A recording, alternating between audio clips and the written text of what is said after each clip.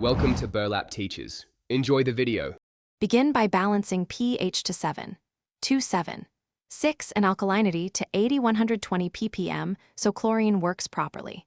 Use 3-inch tablets in a floating dispenser or inline chlorinator rather than dropping tablets into the water. Start with 1 tablet per 5,000 gallons as a baseline and run the pump 8 to 12 hours daily. Measure free chlorine and aim to maintain 1 to 3 ppm. Test at least once per day with test strips or a drop kit and record results to adjust dosage quickly.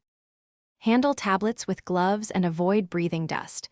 Keep them dry and sealed in original packaging until use. Do not add tablets directly to skimmer or bottom of pool because concentrated gas and bleach can damage liners and equipment. Use a floating dispenser or the pump's chlorinator. Set flow to low so tablets dissolve evenly. Each tablet typically dissolves over 24 hours. Adjust dispenser venting to speed or slow dissolution, and check the reservoir daily to prevent overdosing. Maintain circulation and test free chlorine, combined chlorine, pH, and stabilizer weekly to prevent algae and cloudy water. Shock the pool if combined chlorine exceeds 0.5 ppm or after heavy bather load. Follow shock product instructions separate from tablets.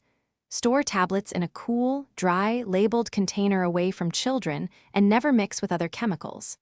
If chlorine stays low, add another tablet per 5,000 gallons and retest after 6 to 12 hours.